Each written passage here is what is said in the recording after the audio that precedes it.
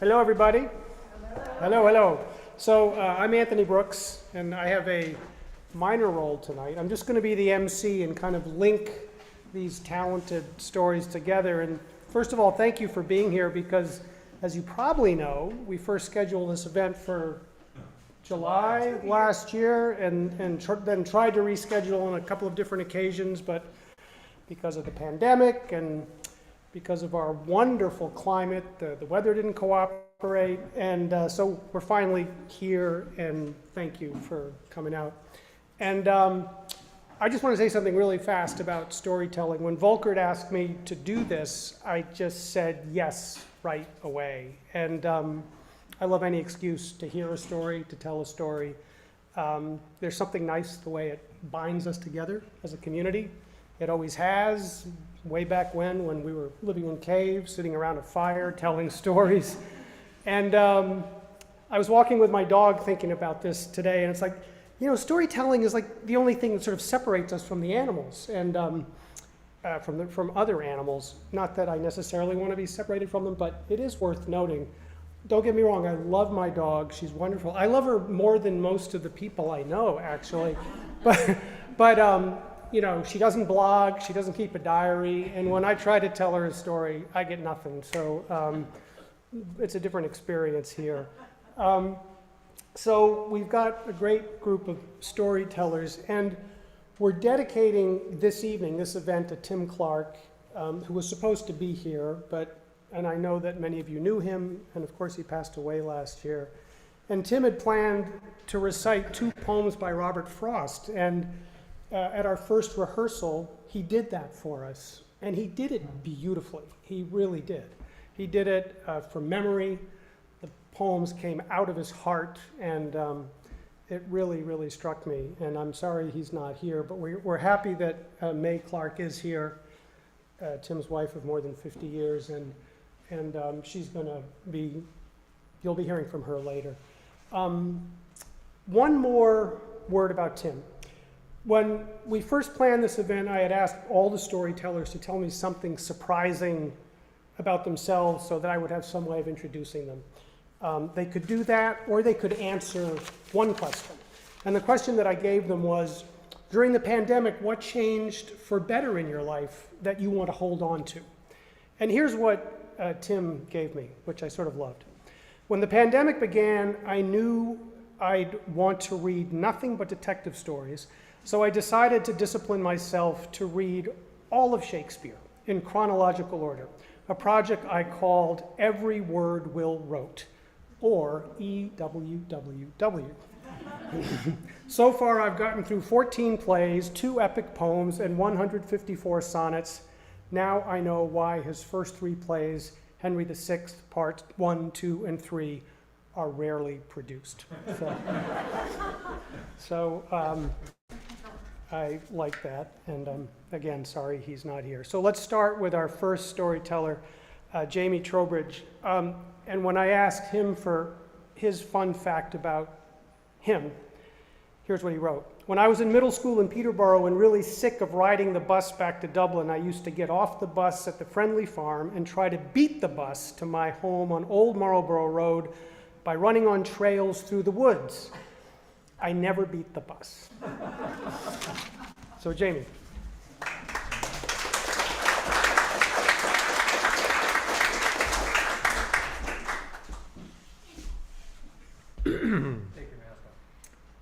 If we went on a walk in the woods together.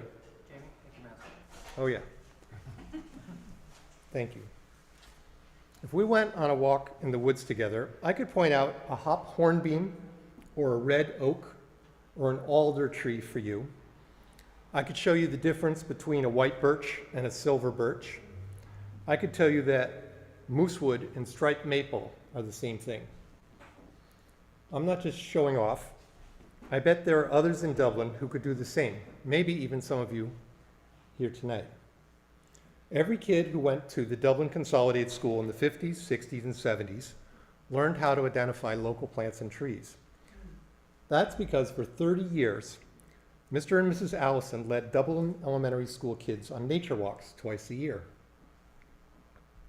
I suppose someone might learn of the Allisons by the little sign by the weeping cherry dedicated to them on the lawn in front of the school down the hill.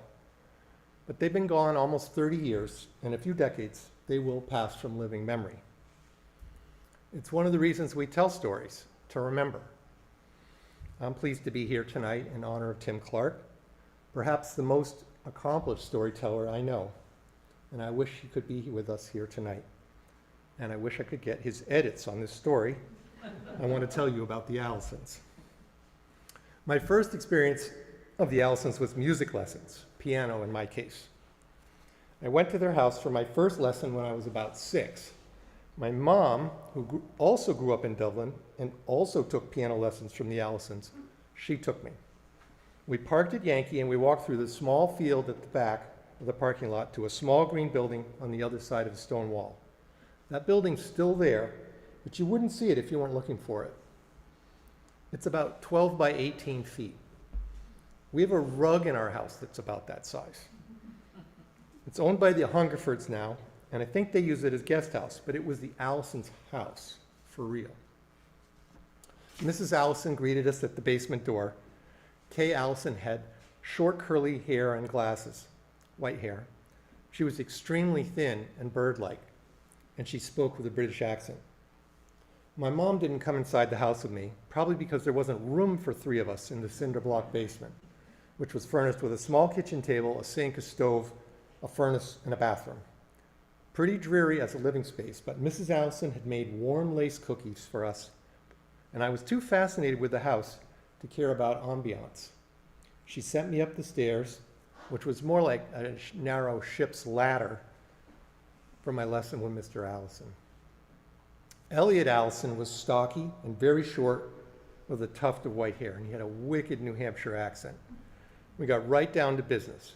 We sat at their old upright piano with worn ivory keys, and he taught me a song he composed himself called To and Fro. I learned later that he'd attended the Boston Conservatory of Music. Now, you may have heard about the tiny house movement. Tiny houses are a thing, especially among millennials who reject the acquisitive lifestyle of their baby boomer parents. But in every photo I've ever seen of a tiny house, the house is packed with stuff. A place for everything, everything in its place, contained, kind of precious, and packed. But the Allisons' house felt almost empty of stuff. The main room had a red sofa bed, the piano, and a music stand for the violin, a bookshelf, a rug, and a bureau. They must have had a closet. I don't remember any art on the walls. Just 2 rooms in the house, and it seemed clutter-free. For someone growing up in a sprawling Dublin summer house, that made a powerful impression on me. When I left their house after my first lesson, I fired a salvo of questions at my mother. Tell me about the Allisons. Elliot had grown up in Dublin. He was the son of Henry Allison, the man who wrote the town history called Dublin Days, Old and New. During World War II, Elliot had met his wife Kay in England. She was a war bride. Elliot's sister, Christine Schucht, lived in the Allison family home right next door, where Elliot must have grown up too. My mom didn't know why she ended up with a real house and Elliot got what was essentially the playhouse. I've done a little research about the Allisons, and I have to believe that Elliot and Kay preferred that tiny house. In the years immediately following the war, they lived in a small cabin on top of Red Hill in Moulton Borough, manning a fire tower in the months when there was no snow on the ground. Elliot was a devotee of Henry David Thoreau, of Walden fame. You know, simplify, simplify. After reading Walden as a teenager, Elliot had traveled to check out Walden Pond, all the way to Concord, Mass. He rode there from Dublin on his bike. Here's just a little aside. I found this out after I read that Elliot had once written an article called Thoreau's Disciple on Red Hill. I could not find it on the internet other than references to it in bibliographies. So I called Lisa Foote at the Dublin Historical Society. If anyone had it, they would have it. She called me back 10 minutes later and told me the article had been published in a little magazine called Yankee, and perhaps I'd heard of it.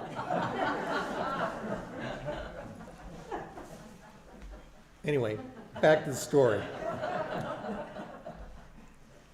After I met the Allisons, I noticed them walking around town. Not necessarily walking to get somewhere, just walking, and sometimes pretty far off on the back roads. He walked a little hunched over with his staff, and Kay was taller and more upright. The Allisons did not have a car. I'd see them waiting for the bus in front of the town hall to go get groceries in Peterborough. Imagine, you used to be able to take the bus to Peterborough and back in the same day. Once a year, they'd take the bus to Boston to go to the opera. But mostly, you'd see them on the back roads, walking with their binoculars around their necks. They were exploring nature in minute detail. Their knowledge of the birds, plants, and trees of Dublin was encyclopedic. Which brings me to the nature walks they used to lead in school. I think it was about third grade that the nature walk started. Our teacher would hand us over to them outside the school. We'd walk down Route 101 and over a ledge to a little brook. They'd point out skunk cabbage, lady slippers, ground pine, ground cedar, hay-scented ferns. We were little kids, and we learned about plants low to the ground. But now it's the 5th grade, and we're going on a nature walk with the 6th graders. And this one's all about tree identification. We're actually paying attention because the honor of us 5th graders is at stake. You'll see what I mean. We walk out of the back of the school and through the playground. This was back when the playground and the dirt parking lot were indistinguishable. And we take the trail behind the school heading north. We don't walk very far before we stop and Mr. Allison asks, "Who can identify this tree?" He gets some answers and then he points out the tree's distinguishing features, its bark, its leaves, the structure of its branches. He explains, "You can tell a white pine from a red pine because the needles of a white pine come in tiny bunches of 5. WHITE. 5 letters, 5 needles." We move on, slowly making our way up the hill, stopping every 30 feet, it seems. Eventually, we arrive at a clearing in the middle of the forest. Now, I know now that this is the Dublin School lower soccer field, but it feels magical to me because it feels like we came upon it by chance, like it must feel to stumble upon an ancient ruin in a jungle. The Allisons direct us 5th graders to go to one end of the field, and the 6th graders line up at the other. And in the middle of the soccer field, the Allisons, or maybe it was some elves, have laid out a row of short branches of different trees on the center line. Mrs. Allison has us count off and remember our number. Then Mr. Allison calls from the center, "Sugar maple, number 3. I am number 3 from our team. I run to the center of the field, and I can see Randy Drain coming from the 6th grade team. I beat him to the center, but now I need to find the sugar maple. I see a maple and examine it, trying to concentrate. My heart is pounding. This one's the red maple. It has the V between the points in the maple leaf. I pass it by. The sugar maple is the one with the U between the points. You can remember that because there's a U in sugar. Then I see it all the way at the end of the row. I bend down and wave the sugar maple branch high in the air. At the same time, Randy grabs the red maple branch and stabs the sky with it. Kids on both sides wait expectantly as Mr. Allison officiates. And he rules that it's a point for the 5th grade, and I am welcomed back to my side of the field by my classmates as if I had just hit a grand slam in a Little League game against the big kids in Peterborough. Now, the Allisons obviously knew a lot about nature, but they must have known a thing or two about kids and human nature to have invented this competition. Everyone wanted to win. The winners got chocolate bars, and the losers got Tootsie Roll Pops. But there was much more at stake than that. How fast could you run to the line? Were you smart enough to remember what you'd just been taught? And pitting the 2 grades against each other was brilliant. When I ask my contemporaries what they remember about the nature walks with the Allison, it's this tree identification game. And as I said at the beginning, it's surprising how well we retain the information they taught us. I don't know when the Allisons stopped leading the nature walks, probably not too long after they taught my class. They were in their 70s by then. In the late 70s, there must have been a sense in the community that the Allisons were not going to last forever, and we should take some steps to preserve their knowledge. The Dublin Conservation Commission published Monadnock Sightings, Birds of Dublin, 1909 to 1979. This was their annotated bird list, 218 of them, with an introduction by Edwin Way Teale, no less. The next year, Yankee published The Wildflowers of Dublin, New Hampshire by the Allisons, a limited edition printing to be sure. It was a list of 20 pages of wildflowers they'd observed over their lifetimes, just walking around town. By the time I moved back to Dublin in the late 80s, the Allisons were really getting on in years. Eliot had been born in 1900 after all. But the Allisons just kept growing. It was a kick to be their neighbors at Yankee. Visitors would arrive at Yankee in the fall and remark how nice it was to smell the smoke from wood stoves in town.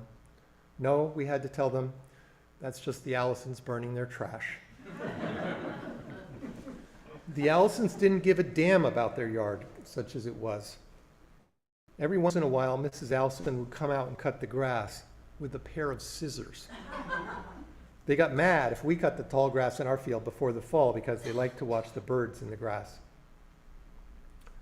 The Allisons died in 1994. After a lifetime together, they died only 36 hours apart. Eliot was 93 and Kay was 89. It was a shock to read in the newspaper that they were gone. The Allisons had no children. There was no public memorial service.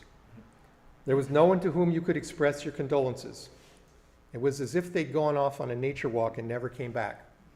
And if you want to get metaphysical about it, I suppose that is exactly what happened. There's a lot of talk today about living as the Allisons did, rejecting our consumer culture, observing nature and acting in concert with it, committing to educating our young people, and talk about a low carbon footprint. I can't think of anyone I've ever met who took so little from the land and at the same time gave so much to the community. They're an example to all of us, or at least they're an example to me.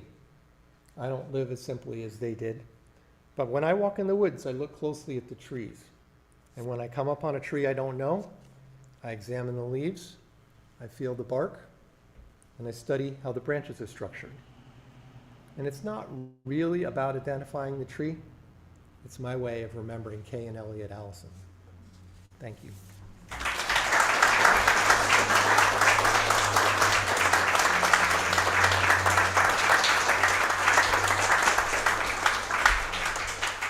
Thanks, Jamie. Fred Giaimo is next. Here's a little bit about what he told me today.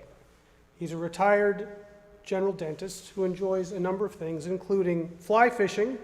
He releases all of his fish. Landscaping, he says even weeds have beautiful flowers.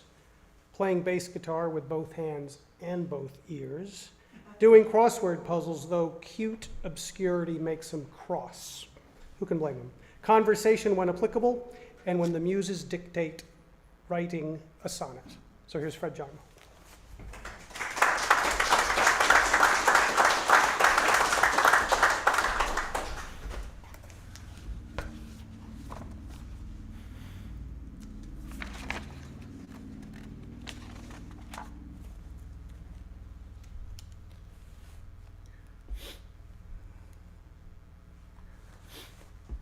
Three years ago, I bought a collection of poems to Tim. At that time, it was called 55 Sonnets for Men. I asked him if he would evaluate them, and he said he would. I expected only a cursory opinion of the entire collection. Hopefully good. Possibly it could be not so good. I didn't think it would be not very good, but there was always the dreaded, I think you should, and it would be good if you did something else. Then I waited, and I waited, and I waited. A cursory opinion was not Tim's way.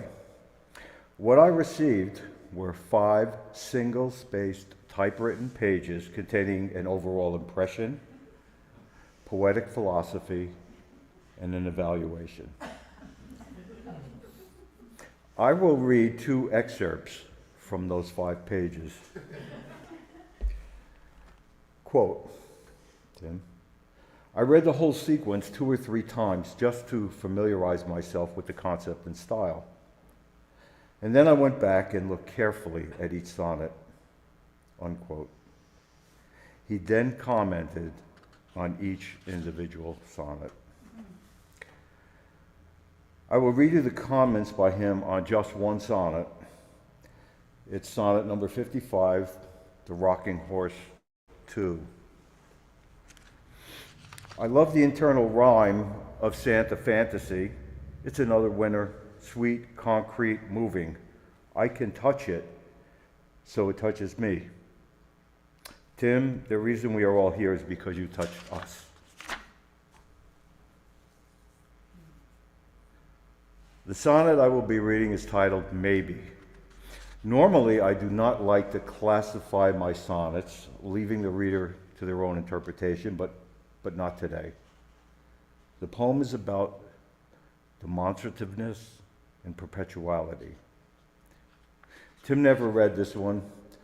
The work is now 60 Sonnets for Men, but I think he would have liked it.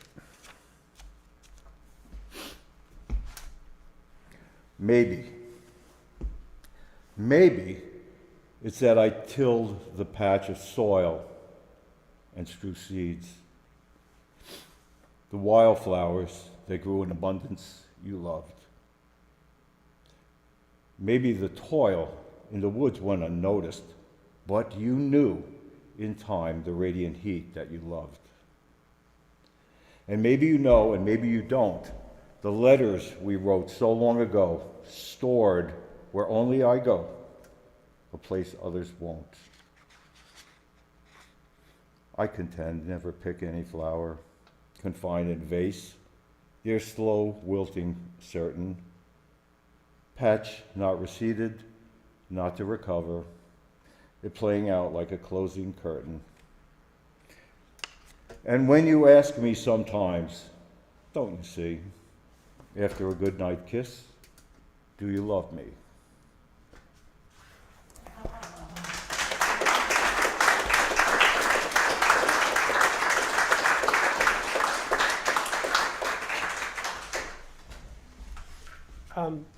Swift Corwin is next. He's got a story to tell, and when I asked Swift the question, this was back in last July, during the pandemic, what's changed for the better in your life that you want to hold on to? He wrote this back to me, and he gets the award for the briefest answer. Meant to organize the old photo albums, but couldn't find the time. Here's Swift Corwin.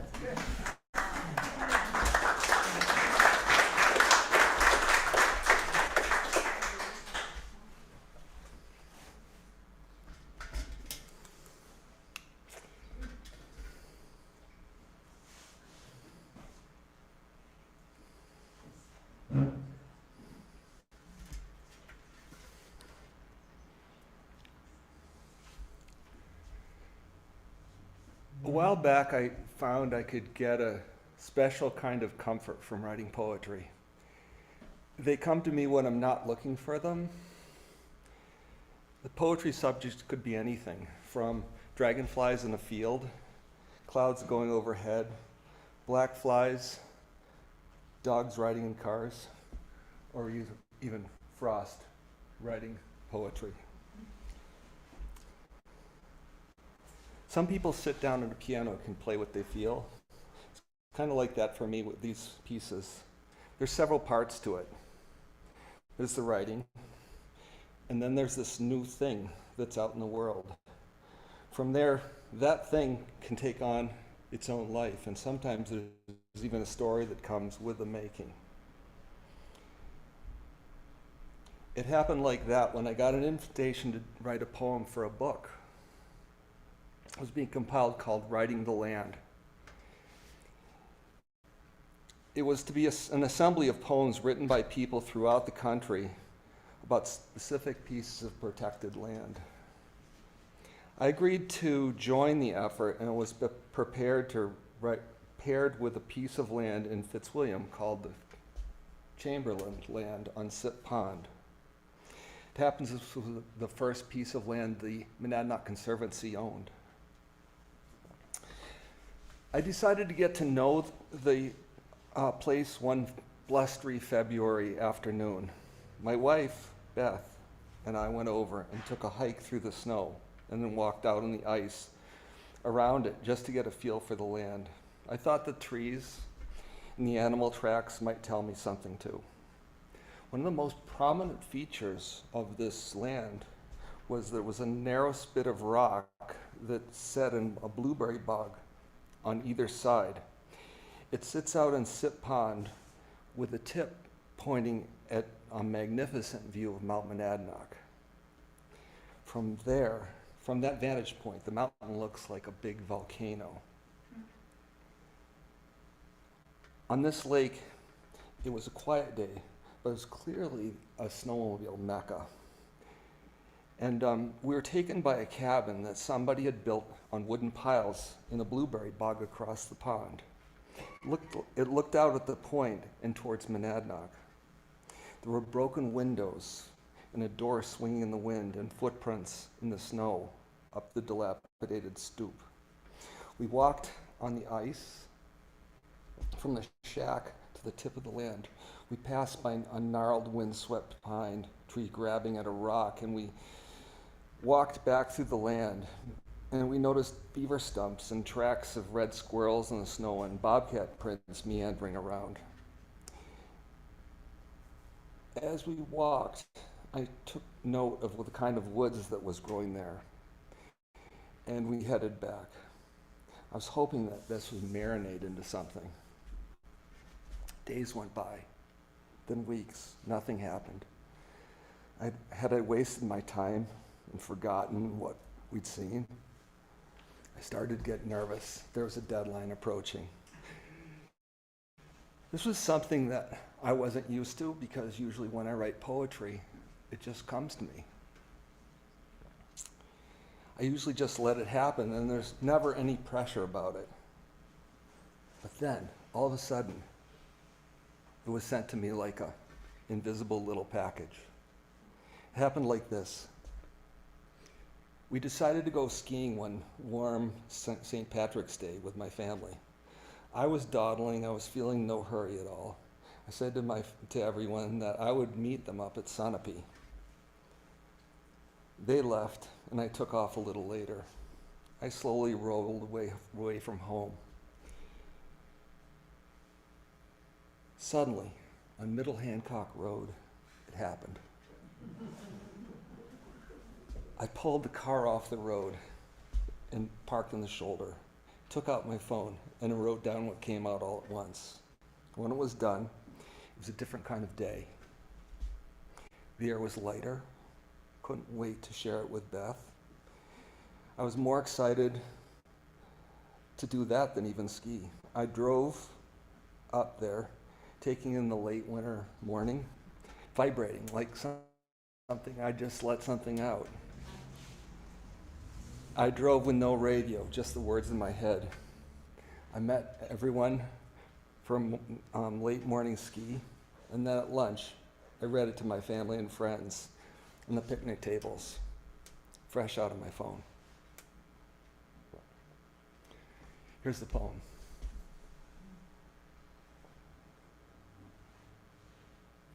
Who remembers when the great giant fell on his back, just as he was running north, short of Monadnock?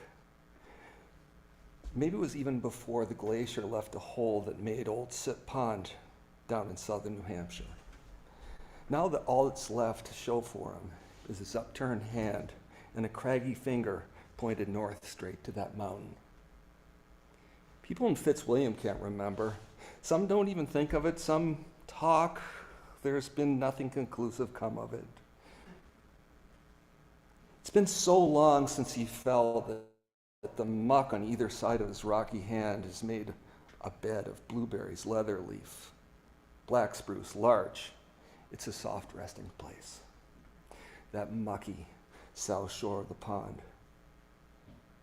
Mink otter, bobcat, mince over granite boulder wrist as if it belongs to them.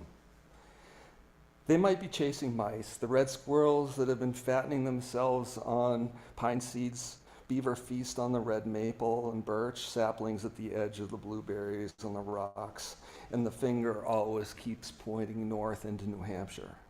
People visiting might not even notice as they walk up to the point toward Sip Pond that they're walking on what's left of an upturned hand, but then they might. How could it be possible for a giant this big to have run up through Massachusetts, way before it was Massachusetts, and make it no farther than to fall here in what would become Fitzwilliam, New Hampshire, and leave that outstretched arm, now turned to rock, resting forever in the mucky blueberry bog on that south shore of the pond? A while back, folks were so fascinated looking at that rocky finger that they decided to build a cabin with a nice front porch, not on hard ground, but on the muckiest shorefront on this pond's west side, just so they could get a better view of it. And of course, enjoy a few mosquitoes. It's still there, and it still looks out at the giant's rocky fingertip, and in the distance, a volcanic-looking monadnock. The cabin's a popular place, judging from the tracks across the ice to it. It even looks like folks have broken a few windows just to get a better view. Somehow, New Hampshire Forest, being the New Hampshire Forest, has decided to make that rocky hand its own. White pines have grown up in the crags and crevices from wrist to fingertip. On the last rock of the point, a white pine tree has something like an eagle claw's grip, holding fast to his once soft fingertip. Since the wind blows mostly from the northwest and sometimes really hard, these roots have grown heavy. They don't look like they'll be letting go anytime soon. And so here's this pine will stand as Sip Pond's South Shore beacon for many years to come. Sometime in the future, more will be known about this giant. People around here find stuff like this out. They always do.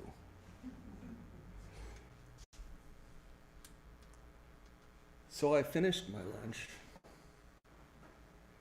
and I put on my skis, and I skied the rest of the day, feeling the fine spring conditions, and I wrote S's through the snow, feeling somehow lighter from meeting the giant. Thank you.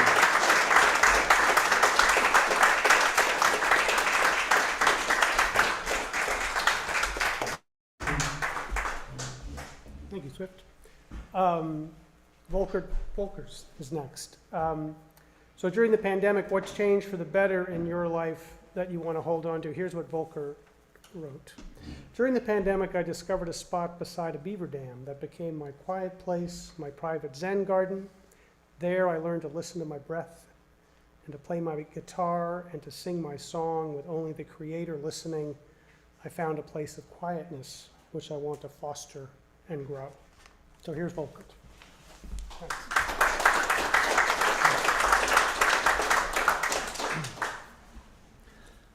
I was born at home in Amsterdam, the youngest of 6 children, 5 years after the end of World War II and the German occupation. Our house was one of those tall, narrow buildings like you see in the postcards, 5 stories high, overlooking a canal. Our home occupied the top 3 floors, plus a rooftop garden. From the front door, you immediately went up a steep flight of stairs to enter the 3rd floor living room, with the front windows looking down on the narrow street and the canal below. But I didn't remember any of that. You see, my family emigrated to the United States when I was 3 years old. As part of the immigration process, my father hired a professional photographer to take pictures of this nice Dutch family that wanted to come to America. A spiral-bound book of black and white photos was printed and sent to potential sponsors. My parents kept a copy, and my memories of our house in Amsterdam came from that book and from the stories told around the dinner table while growing up in Seattle. My father found a job as a paper salesman in Seattle, bought a 2-story craftsman bungalow. On the exterior, our house looked like every other house in our neighborhood, but on the inside, with all their furniture shipped over from Holland, it was transformed into a replica of our home in Amsterdam. You even had to climb up steep stairs to get to our front porch. Entering the living room, there was an antique Persian carpet on the floor. The round coffee table also had a carpet on it, which is a typical Dutch decor. A 400-year-old clock hanging on the wall, tick-tock, chiming on the hour and the half hour. There were blue Delft plates hanging on the wall. Above the mantel, there was a framed map of old Amsterdam from the 1500s. Beside it was an engraved portrait of an ancestor from 1645. A wrought iron sea chest from the 1600s stood beneath the front windows. That was where my parents kept their special silverware for special occasions. Shortly after we arrived in Seattle, my mother enrolled me in the neighborhood playgroup. I was the little blue-eyed blonde Dutch boy that arrived not knowing a word of English and left the first day knowing the names of all the toys. The neighborhood moms reminded me of that day many times as I was growing up. My mother helped me learn more English by singing American folk songs while I sat beside her at the piano brought over from Holland. By the time I reached kindergarten, I had become thoroughly Americanized. I wore blue jeans, cowboy boots, cowboy hat, and a Western shirt. By the time I was in first grade, I would only answer my parents in English when they spoke to me in Dutch.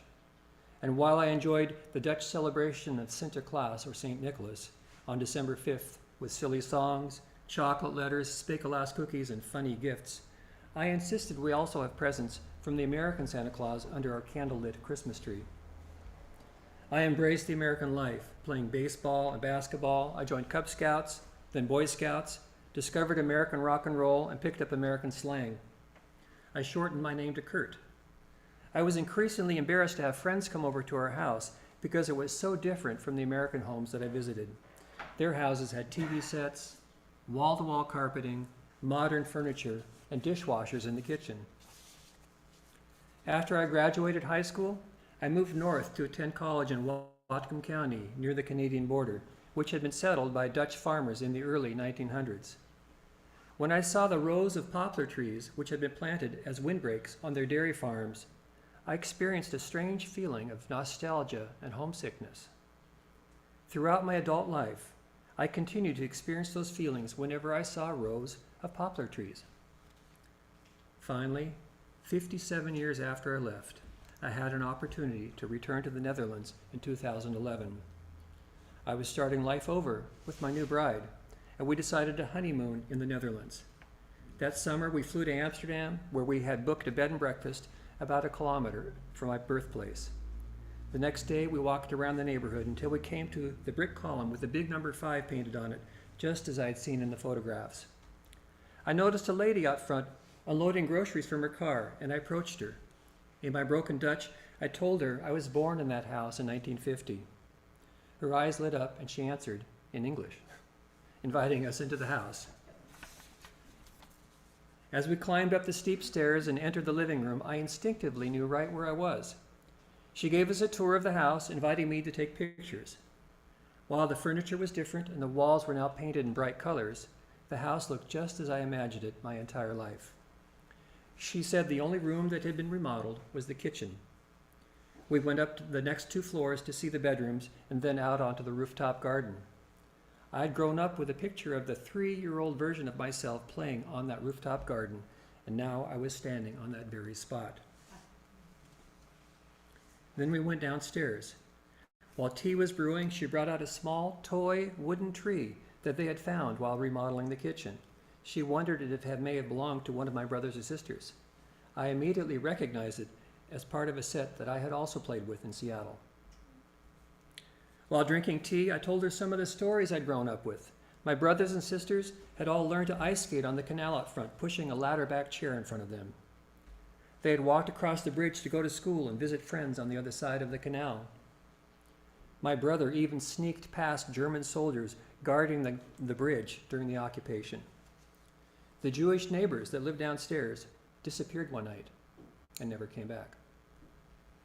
A German officer and his family moved in and took over the apartment, much to the horror of my father, who was secretly working with the Dutch resistance. My father had a hiding place beneath the floorboards in the dining room. During the starvation winter of 1944 and 45, my mother pedaled her bicycle into the country to buy tulip bulbs. Yes, tulip bulbs to feed the family. When we were done visiting my Dutch house, I went to the front window one last time. Tears came to my eyes as I viewed the row of poplar trees on the other side of the canal. And I realized that they were among the last things I ever saw in Holland when I was 3 years old. For most of my life, when people asked me where I was from, I had said Seattle. From that moment on, while looking out of the poplar trees, I realized I was really from Amsterdam. Thank you.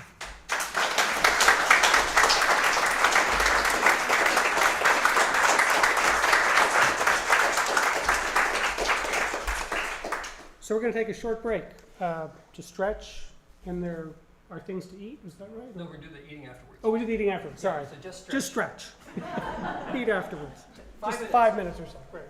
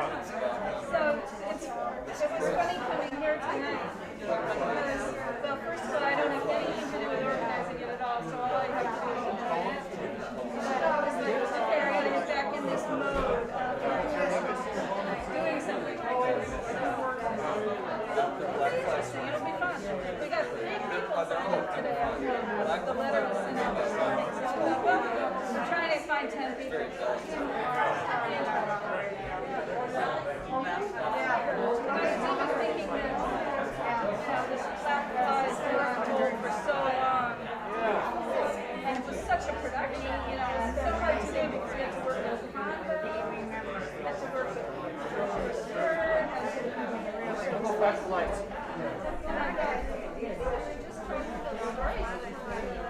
You're next.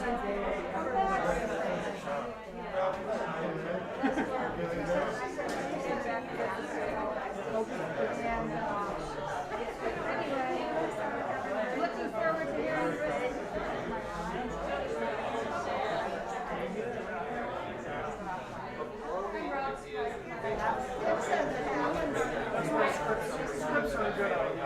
Yeah, I have a little. I can do it without the script, but it does feel better. So it's a short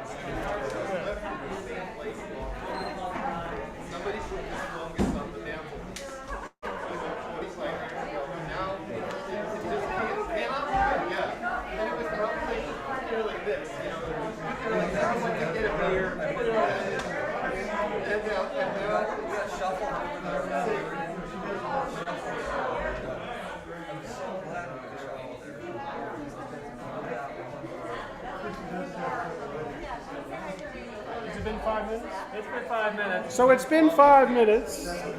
I think we're going to start, everybody. We're going to start again. Notice how I command authority? There we go. Good. I love the way that works.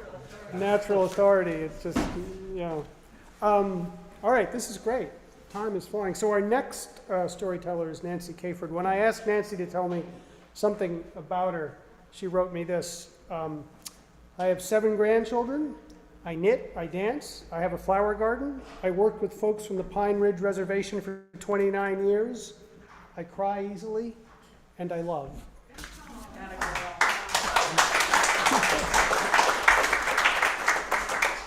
That's all true.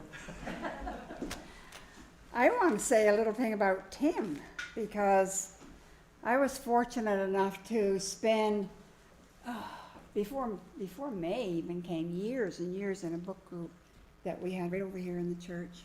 Met every Thursday morning. And man, what a brain. Really. He taught us a lot about mythology, and if we read a novel that had like the name Celeste in it, we learned all about where that came from. So thank you, Tim. I still love him. He was a gorgeous man. My story tonight is, I decided to call it a love story, but it's not the all kissy-kissy kind of love. It's a little different. Most of you know, or some of you know, not most of you, that I grew up in northern Maine on a farm where we raised potatoes and sheep. And we worked very hard, even at a young age. And Paul can identify with that, because the same thing happened to him. Mostly, we did potatoes.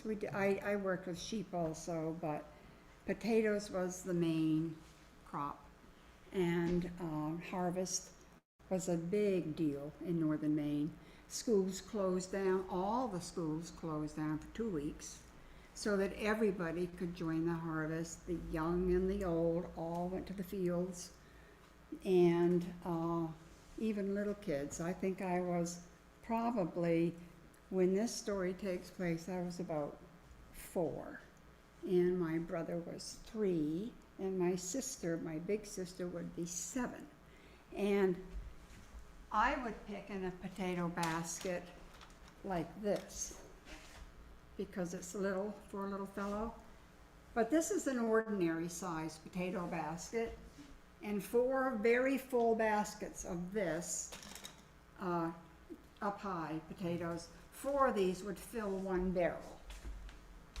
And if you're a good picker, which I was not, I was always down on my knees, you could pick 100 barrels in 1 day. Yeah. And we had a lot of Micmac people come over, and maybe that's where I got into Indian life, I don't know. But they lived nearby. We were right on the Canadian border. So one day, about 2 days before harvest, Dad came home, and he always used to, if he had news, he always would say, gather round. So we were told to gather around. He had news about the harvest. It was going to be different this year. We have free help. He said, we have German prisoners of war from World War II that are going to be working in the fields. And Mother had a meltdown. She thought, oh dear God, how can we work with prisoners? My brother was fighting them, trying to kill them. She had two brothers who fought in World War II, one in the South Pacific and one in Germany. And then my father had a baby brother who fought also in Germany. It's just amazing. Well, no, we were going to have free help, and Dad thought it was going to be perfectly safe because we would have U.S. soldiers guarding us. They would be carrying rifles, and the children were told not to go near the soldiers or the prisoners. Chirp, chirp, chirp. And I don't remember calming down. I mean, I wasn't excited. I didn't know any better. But I don't remember my mother remaining hysterical. So a couple of days went by and we all went to the field. And I do vividly remember the guards and the prisoners. I remember a very dusty, dark blue sky and the silhouette of a soldier carrying a gun like this, not up on his shoulder, but like this, just ready. And I could see a group of men down at the end of the field, and I guess they were the prisoners. We didn't really know. Well, we were obedient children. We stayed on our section that we were supposed to pick. Everybody is assigned a section. Mine was about this big because I was so little, but some sections are quite long, so that you can pick 100 barrels in a day. You're given enough, probably as long as this room, to pick the potatoes. Anyway, the day went on, nothing happened. The next day we got a little more curious and we started going a little closer to the prisoners, not the guards, because they had guns. And by the third day we were sharing our bucket lunches. And our bucket lunches were great because Mother was a great cook and she packed wonderful food for us, and we even got to sharing our lunches with the prisoners. And they were fascinated with us because I think they either had children or little brothers and sisters and they missed them. So I don't remember much after that because they went away. And I don't know where they went.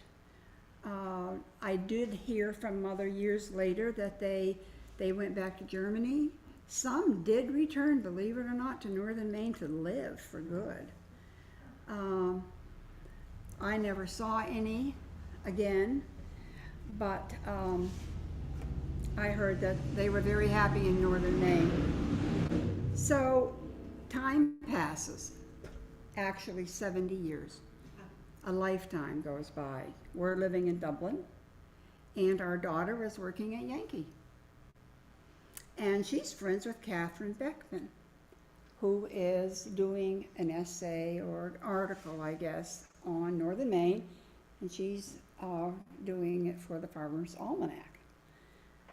And she's saying that she's doing a story familiar to Kirsten, and Kirsten says, I know all about that. I go up to Maine and I visit the farm, and my mother grew up on potatoes and blah blah. So evidently Kirsten gave her some information. Catherine wrote the article. It got put in the Farmer's Almanac, and a man in Australia read it. I find that pretty amazing that it went all the way to Australia. This man, after he read the article, he contacted Catherine and he asked if he could have the address of the Good family. So Catherine called Kirsten called me. I said, sure, give my address. And about 3 weeks later, I received a letter. Greetings from Australia. My name is Oscar. My grandfather was a German war prisoner on your farm in 1946. He never forgot how kind your grandfather and your father were to him. He remained a friend and a correspondent with your grandfather for years. Is your father still alive? My grandfather died last year. I loved hearing the stories of my grandfather, telling us about being a prisoner, being on a farm, picking potatoes, seeing little children, and the good food that Mrs. Good used to bake. I knew that my father was a kind and the kind of a man that would accept people as they are. I knew that later in life. I never knew the courage and the magnitude of acceptance and love that it took to love your enemy. I never knew the magnitude of turning your cheek to accept someone who might have killed your brother. And I got to thinking about it the other day, and I thought, my God, if we could just get that back, if we could start to love again, accept our enemies, get along with each other, wouldn't it be wonderful? So that's my love story.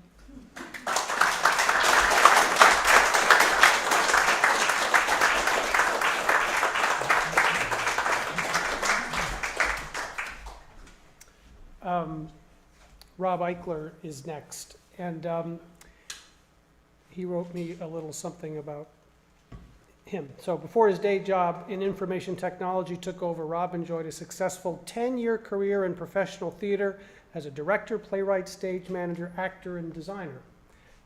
His notable experiences included the following. This is a good list.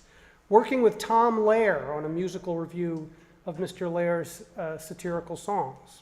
An extended dinner conversation over a lobster clam bake dinner with theater and film director Peter Brook, and stage managing a contemporary opera at MIT that included a 40-foot-tall inflatable sculpture of the Minotaur. I would like to have seen that. Rob, it's all yours. Thank you. Thank you. Those are maybe stories for another time. I have a very tall task this evening, and I'll do my best. May has asked that I recite Robert Frost's poem, Choose Something Like a Star.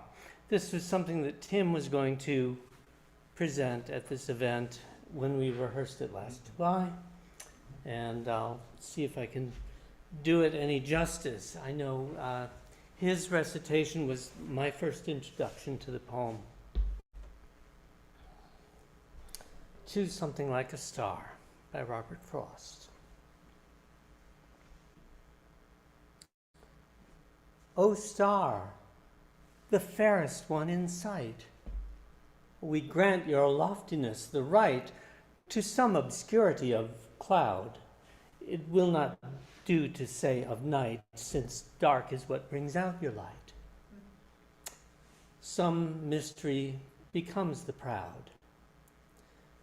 But do not be wholly taciturn in your reserve. Say something to us we may learn by heart, and when alone repeat. Say something, and it says, I burn. But say with what degree of heat. Talk Fahrenheit, talk centigrade. Use language we can comprehend. Tell us what elements you blend.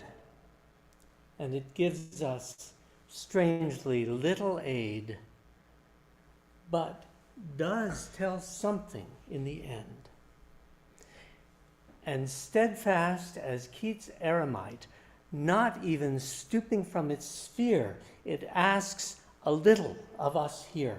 It asks of us a certain height.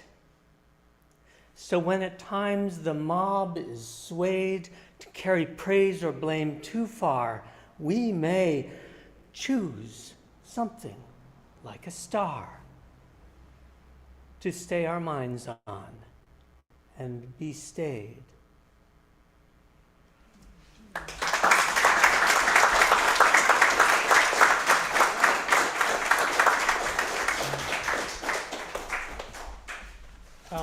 Paul Tuller is next. During the pandemic, what changed for the better in your life that you want to hold on to? Paul wrote me this. I didn't have anything that changed for the better during the pandemic, but I did become acutely aware of how much I need and appreciate interaction with other people. I don't want to ever take that for granted. So here's Paul Tuller.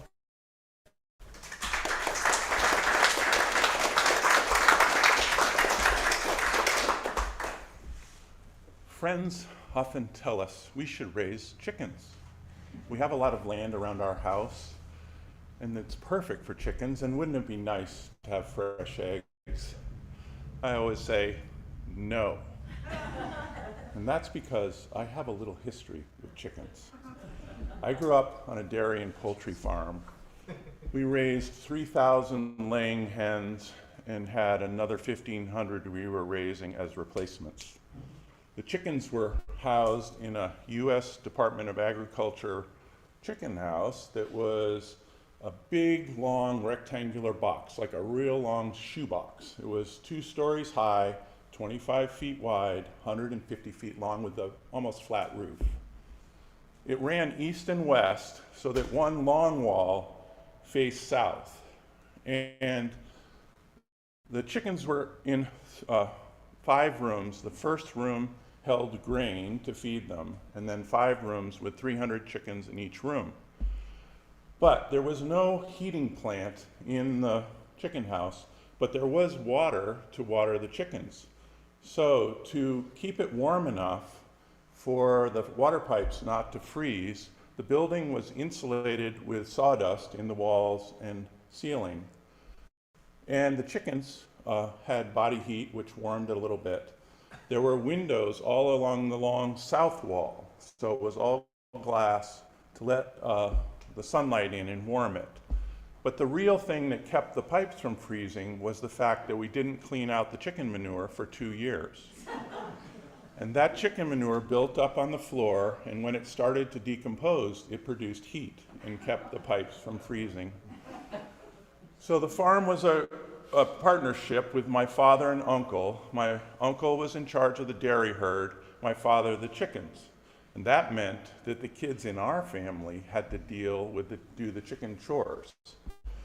There were 4 of us, and we all hated dealing with the chickens, so we had to take turns, and we constantly fought about whose turn it was. The first chore you had to do each day, and we would just help on the weekends and in the summer, but the first chore you had to do was feed the chickens. We got the grain in 100-pound sacks that we got from a railroad car in the center of town every 2 weeks. And we had a big homemade wooden box that hung on a metal rail, wheels on a metal rail that ran the length of the building.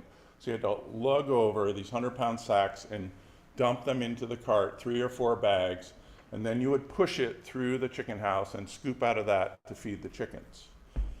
Now the rooms were lit with 4 light bulbs screwed into porcelain sockets in the ceiling, just bare light bulbs. And I was sort of tall.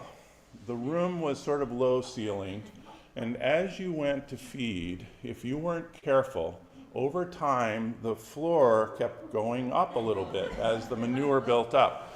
If you weren't careful, you would hear a pop, smell burning hair, and feel shards of glass going down the back of your neck and into your shirt because you'd broken a light bulb with your head.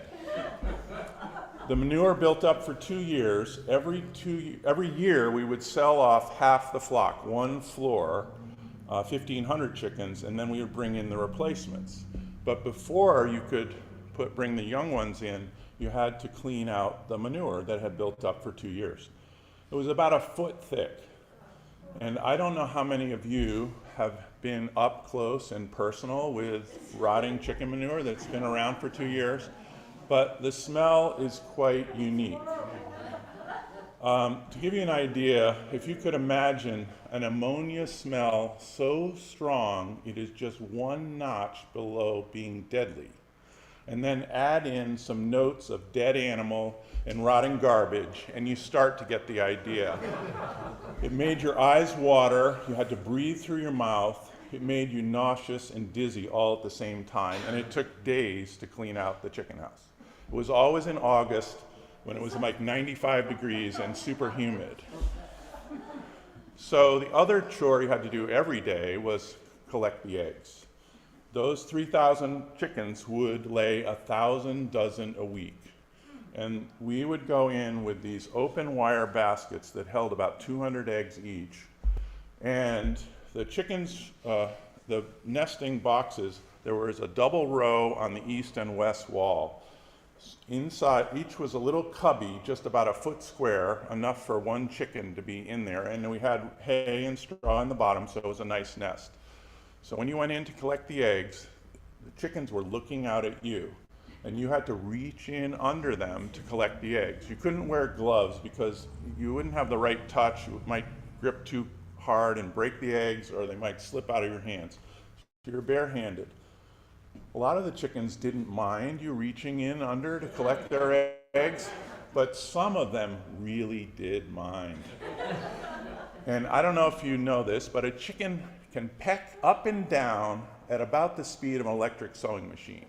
They can hit your hand 4 or 5 times in a second before you can move it away, and they have sharp beaks, so they could often draw blood. So actually collecting the eggs was the worst job because it was like going into a guerrilla warfare zone every day. You never knew when they were going to go after you. So you gathered the eggs, you carry the baskets outside, then you had to transport them into where the building where we cleaned and sorted them. We called it the egg room. Amazing. And it was a short distance from the chicken house. But to move them in there, we had a homemade cart called the egg cart. Who knew? And it had 2 antique 4-foot wooden wagon wheels on each side, an axle, a wooden tray that, with a little edge around it that would hold 8 baskets of eggs. It had 2 handles on the back and 2 legs, sort of like a 2-wheeled wheelbarrow. So you could pick up the handles and move it along, set it down, it would balance backwards a little bit. In the summertime, you got more than 8 baskets of eggs. We would collect the eggs at right around noontime, and then once again, just before we did the milking chores at about 3 or 4. So this particular day, I was about 9 or 10. It was my job to collect the eggs. I had 10 baskets. So with 10, you could hang 1 on each handle, plus the 8 in the tray, and you could barely manage to move in the eggs in the cart for someone my age. But it was sort of hard work. So I got about halfway into the egg room, and I decided to take a break, set down the cart, rest a little bit. And someone came along, I can't remember who it was at this point, and I decided I could extend my break a little bit and chat. So I thought I'll relax, and I could lean back against the cart. But I didn't lean back against the part of the cart where the legs were supporting it. I leaned against the far end where it could tip up. I leaned back against the cart. It started to tip down. I completely lost my balance. I went completely back, pressing, slamming down on the front edge of the cart. I went flat down on the ground on my back, and I turned the egg cart into an egg catapult. It launched the 2,000 eggs that were in the cart down on top of me in one big mass of broken egg. I was completely covered head to foot with smashed eggs, and I was lying there. I was absolutely mortified. This was how we made our living. This was a huge loss. What was I going to do? And the only thing I could think of, I ran home and hid under my parents' bed. After a while, my father found me. He came in and he found me, and he was a man of few words, but when he told you to do something, you had to do it. He says, you got to get out from under the bed. You have to go back out there and look through the broken eggs and see if there's any that aren't broken. So crawled out from under the bed. I was still totally covered in egg, except now it was hard and crackly. I go to the mass of broken eggs and pawed through the gloppy mess, and I found 200, one basket of 10 that wasn't broken. Then I had to dig a hole and bury the broken mess. Friends ask, but why don't you want to have chickens? And I usually say, it's a long story.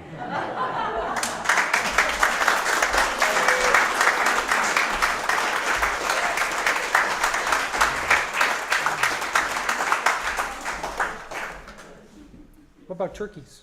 Turkeys? No. May Clark is next. When I asked May to tell me something about her life, here's what she wrote. She did it just today, I think.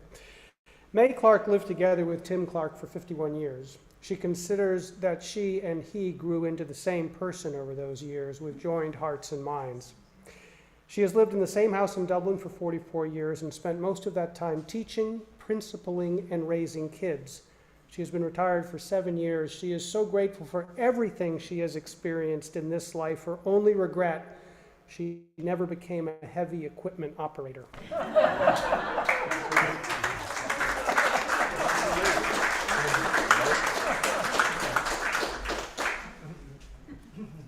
My brother broke the news to me that if I wanted to be a heavy equipment operator, I had to learn how to fix heavy equipment.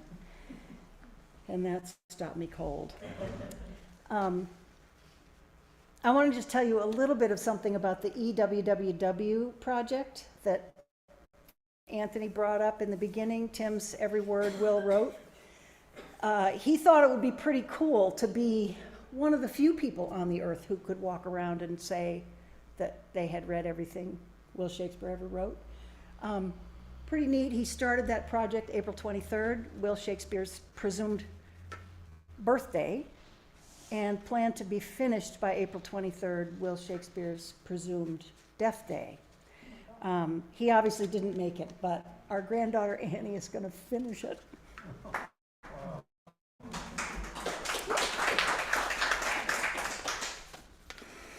So, I don't know how many people in this room, excuse me just a second.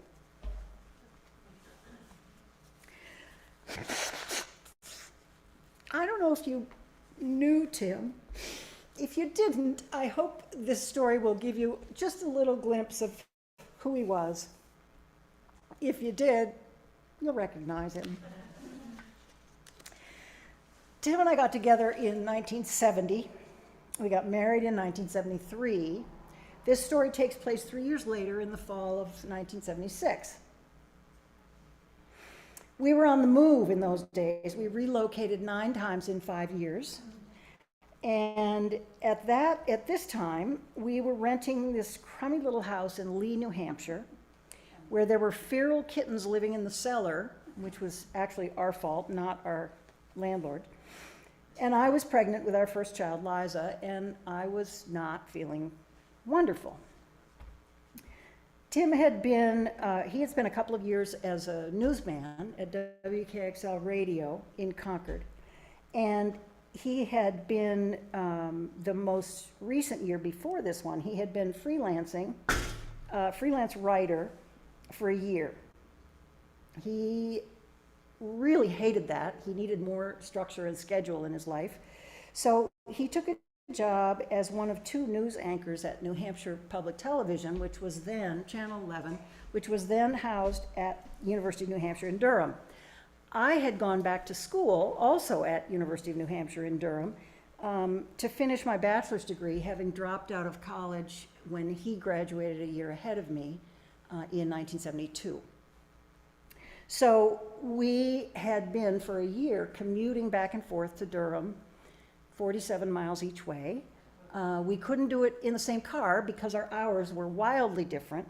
And so we decided that we would move to Lee or move closer to the area to cut out that incredible drive.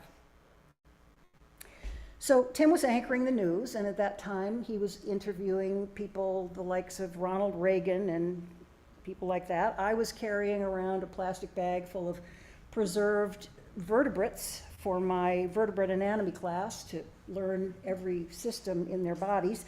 I had a sand shark, a mink, and a mud puppy, among others. Those are the ones I can remember. And I didn't even know mud puppies existed. They have external gills, those things. It's just bizarre. Anyway, and just as an aside, morning sickness and formaldehyde were a really not great mixture. So one of the things we had with us in this house in New Hampshire, in Lee, New Hampshire, when Tim had become a freelance writer, I bought him a used Royal typewriter for his birthday. It was one of those monster machines, a manual typewriter, probably weighed more than 20 pounds, had beautiful curves and fins, you know, it was a little bit like a 50s Cadillac. He loved that typewriter. So now, one morning in September of 1976, and we're in Lee, New Hampshire, I woke up at about 4 o'clock in the morning to the sound of that old Royal typewriter pounding away. Going into the next room to investigate, I found Tim, his fingers flying, consulting, I think, a New Hampshire road map on the table next to him. I asked him what he was doing. My tone was probably less than loving and caring. And he just lit up. He said, I had this dream, and I'm writing a story about it.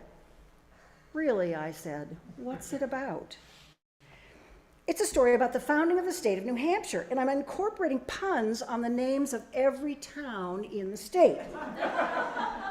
So this explained to me why he had the map, because I think there was an alphabetized list of all the New Hampshire towns on that. So I don't remember what I said, but I don't think it would be repeatable anyway, even if I remembered it. He said, listen, you're going to love it. Here are some of the ones that I started with. And I have to read these because I can't keep them in my head the way he could. An English sea captain named John Smith went to London to ask the king for ships and men to sail them. He talked with Lord Geoffrey Amherst, who explained that America was a new market for England's goods, with new ports for English ships. But a certain Lord North wanted to turn America into a penal colony. Amherst told him Lord North would stock the whole continent with convicts, and the sea lanes to the New World would be known as the Conway, or perhaps the North Conway. Eventually, Smith got the king to agree. The king immediately offered Smith a ship, sailors, and a load of colonists. I can't possibly accept such kindness, Smith said modestly. It's no more than what you merited, said the king. So the voyage started out well with enthusiastic cries of "Good Laconia!" But after they ran out of limes and scurvy broke out, they were desperate to sight land. Smith said to his first mate, "Here's Chicoro a problem. My rival, Captain Green, left after we did, and if I don't find land first, Greenville." Tim went on and on. Those were just samples he was giving me in the beginning. He went on and on. He wasn't finished with the story yet. He'd only been typing for probably an hour. But he gave me plenty of puns to groan at. A man named Lang saw Francistown by the Coal Brook bathing naked, and he didn't Warner, Lancaster. He got into a lot of trouble for that in the story, as I remember. And some poor soul broke both hips in a boxing match and had to hire a Cockney artisan to build him new hips. But the artisan got confused and didn't know which new hip's which. And a mom scolded her son not to throw that shirt away at Fitzwilliam. So by this time I was itching to go back to bed and leave him to this lunacy. I said, "Whatever are you going to do with this?" "I'll sell it to Yankee Magazine," he said, grinning at me. "No way in the world," I said, ever the supportive wife. "Oh, yes," he said. "They'll buy it. I know they will." And they did. Tim's first Yankee story, A Tale to Ponder, was published early in 1978 and illustrated by Bruce Hammond, then art director at Yankee. Mel Allen was kind enough to dig out a copy from the archives. I have it with me. It's kind of amazing. So I want to just read you what became the last paragraph of this story. But the colonists had a strong sense of unity. They all stood together in times of need. When the revolution came, they were ready to fight, but they couldn't agree on a new name for the colony. All their suggestions had already been used by other colonies. Suddenly, who should appear but stupid old Hampton? He had a whole bunch to do earlier in the story. He was back from the north. Desperately, they asked, "Can you think of a name for this new colony that's new, Hamp?" "Sure," he replied. So in this story, I have given you only 21 of the 177 town name puns in the whole story. Most of them real groaners, as you saw. And I'm only left with this question. Can you think of anybody anywhere who could get away with that?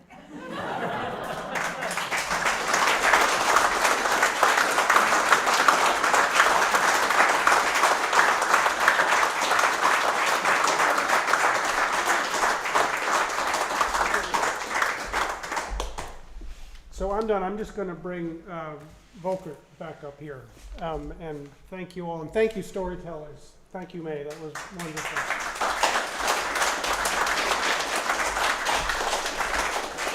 And thank you, Anthony, for hosting tonight. And back there running sound and video so that people on YouTube, I think, are you watching? I think we have some people watching at home. So Tom Ahlborn-Hsu has been running our sound and video, so give Tom a hand.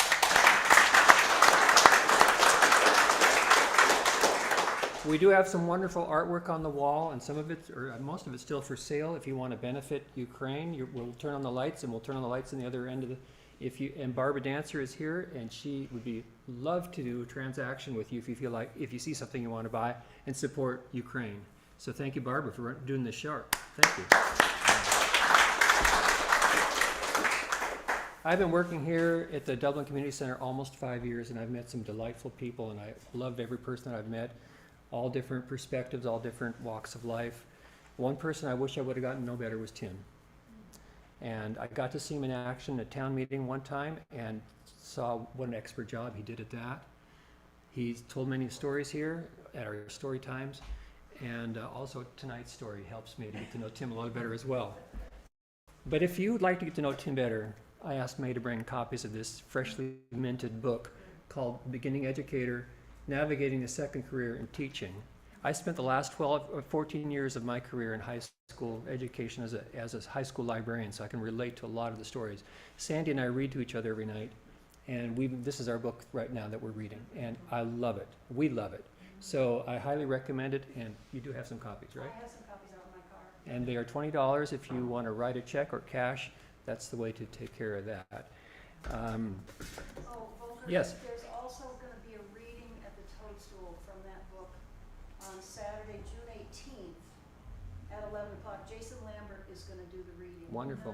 So we'll put that in the newsletter as well. If you don't have the newsletter, email me and I'll get you a newsletter. And also, one more thing. I don't know how many of you noticed the flowers, but we had little flowers for decoration. And maybe we want to give these to you as a way to remember this evening and how much we love you and we love Tim.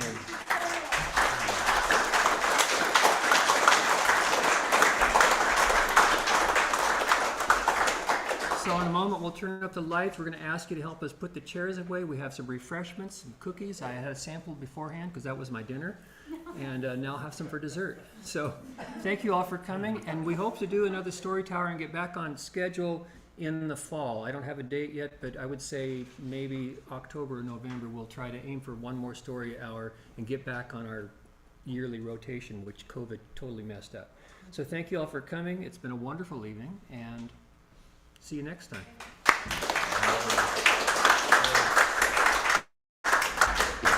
All right. want to get a picture of the performers, and Tom, come on up as well, and Anthony, and Sandy's going to take the picture.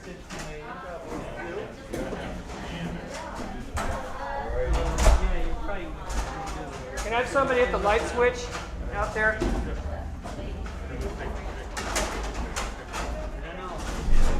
Everybody in the room.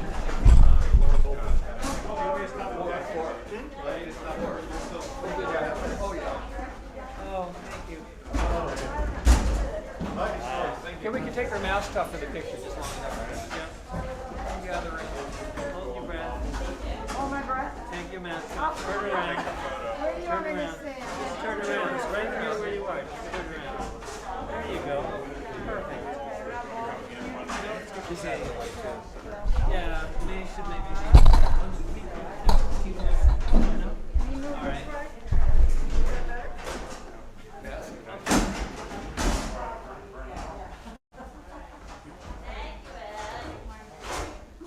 Masks off is okay. Off? You're off. You're okay. Okay. Okay, good. Thank you, okay? Oh, wait. Come on, let's do it again. I'm sorry. I didn't realize what was happening. Okay, one more time. All right.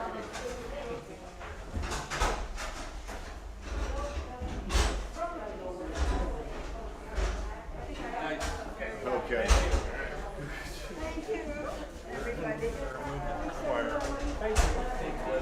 was fun. It was really fun. I love it.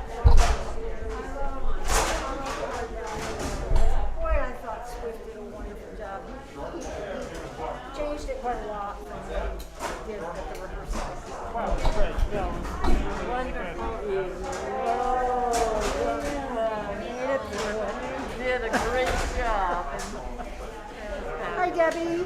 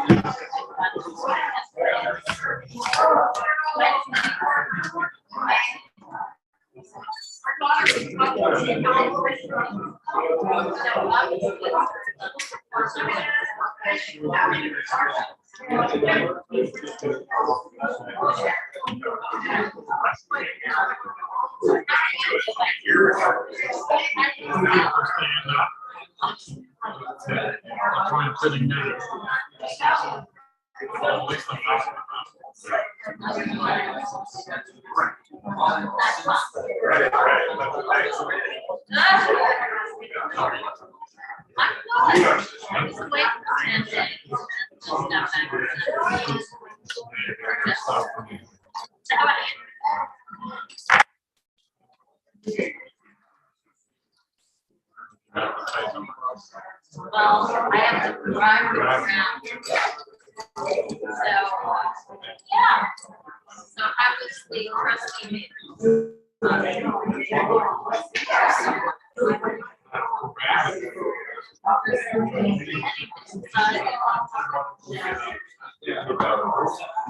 On anything, I don't know. I have